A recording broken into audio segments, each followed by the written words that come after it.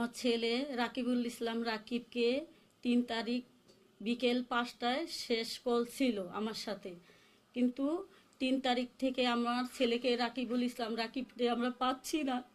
আমার রাকিবুল ইসলাম রাকিবকে 6 দিন ধরে নিখোঁজ। আমাদের পারিবারিক পিছনে, বাড়ির পিছনে সামনে আমাদের পুরনো শত্রুতা আছে। তারা আমাদের বাড়িতে হামলা করেছিল 4 মাস আগে, আমাদের উপরে মারধর হয়েছে। তারপরে এলো আমাদের মায়েরা মাথা মুথা ফাটাই লাইছে আমার ছেলেরে, আমার বাগিনারে। তারপরে আমার গলার জিনিস, কানের জিনিস ওরা নিয়ে গেছে। তারপরে আমাদের হুমকি দিছে মাইরা ফালাইব। আমাদের মানে জীবনের নিশ্চিত নাই, তারা এরকমভাবে হুমকি দিছে। আর আমার ছেলে আজকে 6 দিন ধরে নিখোঁজ। আমি একটি মা, আমি ঠিক থাকতে পারতেছি না। আমি একটা সন্তান হারাইছি, আমার বুকের কষ্ট আমি বুঝি। আমার ছেলে এবারকার মেট্রিক পরীক্ষার্থী।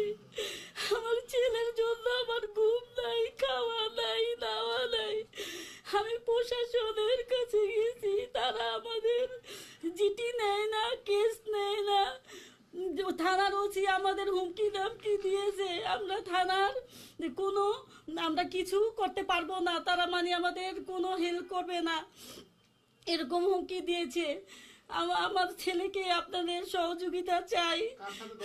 আমাদের বাড়ির সামনে পিছনে আমাদের পুরনো শত্রুতা মানসুরা দিলবর হোসেনের বউ মানসুরা, দিলবর হোসেন। তারপরে হইলো এই যে রবিউল ডালি, জান শরীফ ডালি, আরও এই শিপন ডালি, তারা আমাদেরকে হুমকি দামকি দিছে, মারামারি করছে, মাথা ফাটাইছে। তার প্রমাণ সহ আমাদের কাছে সব কিছু আছে। আমাদের আরও একবার এরকম করে মারধর করে লুটপাট করছে আমগো বাড়িতে। আমগো জানের হুমকি দিছে যে আমগো মাইরা ফালাইব। আজকে 6 দিন ধরে আমার ছেলেকে নিখোঁজ করে ফালাইছে। আমি আপনাদের সহযোগিতা চাই, আপনারা আমাদের সহযোগিতা করেন, একটু হেল্প করেন। লাস্ট কল মানসুরার মোবাইলে, লাস্ট কল আমার মেয়েকে, আমার ছেলেকে নিয়ে গুম করছে।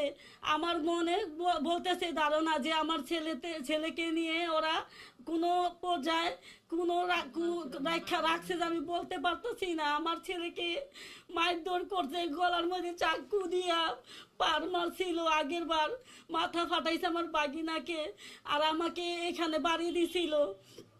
আমার গলার চেন, কানের বালি টালি সব নিয়ে গেছে। আমার বাড়ির ভিতরে আয়া আক্রমণ করছে হঠাৎ, আমি কিছুই জানি না। রামদাও চাকু হকি নিয়ে সব কিছু নিয়ে আমার বাড়িতে আয়া হুমকি দিছে। আমার স্বামীকে হুমকি দিছে, আমার ছেলেকে মানে গুম করে ফেলাইবো। এখন তো আমার ছেলেকে গুম করেই ফেলাইছে তারা। আপনাদের কাছে আমি বিচার চাই, আমার ছেলেকে আপনারা খুঁজে দেন। আমি একটা মা, আমি ছেলে ছাড়া আমি কেমনে বাঁচবো? আমার ছেলেকে আমার বাঁচার পর 100 বার আমি দুনিয়ার বাচ্চা থেকে কোনো লাভ নেই। আমার ছেলেকে ছাড়া আমি বাঁচবো না। আপনাকে সহযোগিতা চাই। তারা রোজই আমাদেরকে কেস নিচ্ছে না, আমাদেরকে 4 দিন 5 দিন 6 দিন এভাবে ঘুরাইছে, আমাদের কেস নিচ্ছে না, আমাদের ডায়েরি নিচ্ছে না উনি। আমাদের পক্ষে কোনো সে করতেছে না, বিপক্ষে সে অচি বিপক্ষে তাদের কথা বলছে। আমরা এর বিচার চাই আপনাদের কাছে।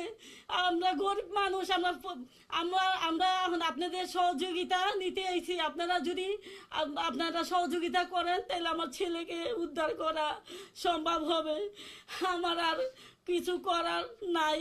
আমি একটা মহিলা মানুষ, আমার ছেলে উপযুক্ত ছেলেকে নিয়ে আমি একবারে তো নাবালক না, ঠাই ঠিকানা সব বলতে পারে, সে একজন স্কুলের ছাত্র।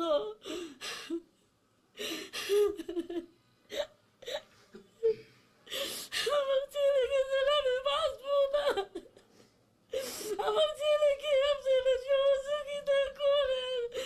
আমার ছেলেকে আজকে 6 দিন ধরে আমি পাইতাছি না। 6 দিন ধরে কোনো ফোন নাই, কোনো বাসায় সব বাসা খোঁজাখুঁজি হয়েছে, আমার ছেলেরে তারা গুম করছে। আমার ছেলেরে কোনো ক্ষয়ক্ষতি যদি না করে, আমার ছেলেটারে দয়া করে যদি তারা ফিরিয়ে দেয় আমার সন্তান আমার বুকে, আল্লাহ জানে আমার ছেলেরে তাদের উপরে জানি রহমত নাজির করে, আমার ছেলেটারে জানি আমার বুকে ফিরিয়ে দেয় সসম্মানে। আপনাদের সহযোগিতা চাই ভাই, আমি আপনাদের কাছে, আমি একটা মহিলা মানুষ, আমি আর কি বলবো, আমার আর বলার ভাষা নাই। আমি ঘরে থাকতে পারি না, রুমের ভিতরে আমার খুবই কষ্ট হইতেছে। আমার ছোট ছোট বাচ্চাদের রেখেছি,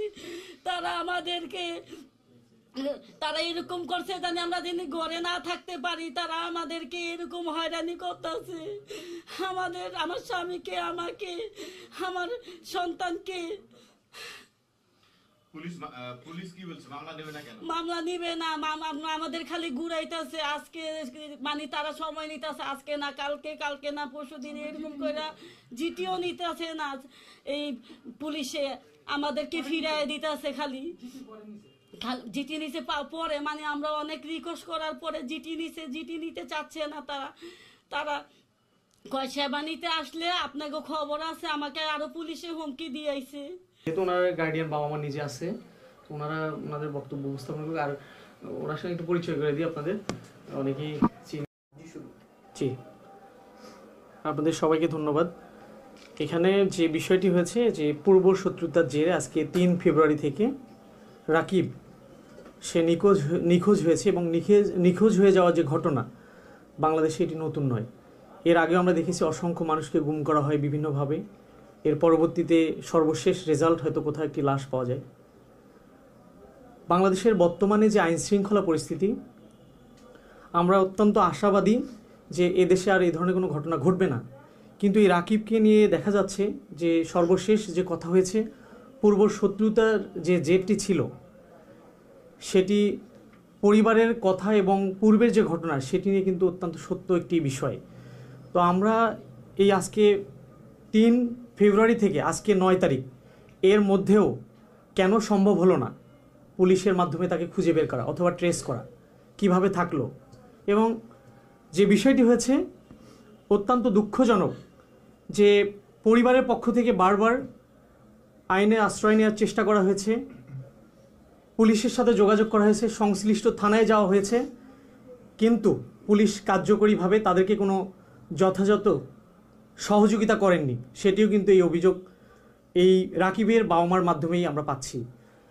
যে বিষয়টি যে এই যে গুমের ঘটনা বা তাকে যে গুম করা হলো, এটি পুলিশের মাধ্যমে, সংশ্লিষ্ট থানা কর্তৃপক্ষের মাধ্যমে কিন্তু পরিষ্কার হওয়া দরকার।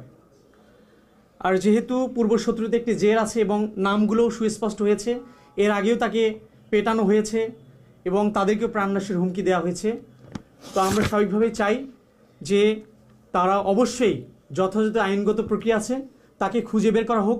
রাকিব কী অবস্থায় আছে, তার পরিবারের কাছে তাকে ঠিক কী অবস্থায় থাকলো সেটি আইনশৃঙ্খলা বাহিনীর মাধ্যমেই পরিষ্কার করা হোক। রাকিবুল ইসলাম রাকিব 3 ফেব্রুয়ারি থেকে নিখোঁজ আছে, আপনারা ইতিমধ্যে জেনেছেন তার অভিভাবকদের দ্বারা। আজকে 6 দিন পরও আমরা রাকিবকে খুঁজে পাচ্ছি না। রাকিব যেদিন থেকে নিখোঁজ হয়েছে তার 4 মাস আগে আমরা যতটুকু জানতে পেরেছি, ভিকটিমের পরিবারের সাথে তাদের পার্শ্ববর্তী প্রতিবেশীর একটা জায়গা নিয়ে বা সম্পত্তির বিষয়ক দ্বন্দ্ব ছিল। আর রাকিব নিখোঁজের সেই সময়ে রাকিবের লাস্ট কলটি ছিল মানসুরা নামক একজন মহিলার পক্ষ থেকে। এখানে আমরা রাকিবের পরিবারের পক্ষ থেকে যখন এসেছি আমরা জানতে পেরেছি মানসুরা ছাড়াও কবির হোসেন, শরীফ ঢালি, শিপন ঢালি, রবিউল ঢালি, এনারা একটি চক্র যারা রবিউল ইসলাম রাকিবের মতো 10ম শ্রেণীর ছাত্রকে হয়তোবা অপহরণ করতে পারে বা গুম করে রাখতে পারে বলে ওনারা আশঙ্কা করছে। সবচাইতে দুঃখজনক ব্যাপার একজন আইনজীবী হিসেবে যেটা অনুভব করি ওটা হচ্ছে, থানা কাদের জন্য? আমাদের টাকায় আমরা থানা পরিচালনা করি কাদের জন্য? এই ধরনের মানুষদের জন্য, যারা সরাসরি মামলা করতে পারছে না তাদের জন্য থানা। যখন এই থানা সহযোগিতা করতে চায় না, সহযোগিতা করতে নারাজ, সেই সময় এই ধরনের মানুষ কোথায় যাবে? এটাই তো বাংলাদেশের আইন শৃঙ্খলা পরিস্থিতি হতে পারে না। তাহলে তো আমরা আবার গুম রাজ্যে চলে যাচ্ছি। এই ছেলেটা একজন 10ম শ্রেণীর ছাত্র, মানি সে তার ঠিকানা জানে, তার নাম বলতে পারে, তার অভিভাবকের ঠিকানা বলতে পারে। যেহেতু সে ফিরে আসছে না 6 দিন ধরে, তাহলে এটা অবশ্যই একটা অ্যালার্মিং ইস্যু। এটা আইনশৃঙ্খলা বাহিনী কেন এখন পর্যন্ত গুরুত্বের সাথে জরুরি ভিত্তিতে দেখছে না বা ব্যবস্থা নিচ্ছে না, এ বিষয়ে আমরা জানতে চাই। এবং আরেকটি কথা এখান থেকে বলতে চাই, রাকিবের পরিবারের পক্ষে আমরা আইনজীবীরা আছি। আইনশৃঙ্খলা বাহিনীর ব্যর্থতা খতিয়ে দেখা হোক এবং সেই সাথে আইনগতভাবে কী কী জরুরি পদক্ষেপ নেওয়া যায় আমরা তা নিতে বদ্ধপরিকর আছি। ধন্যবাদ।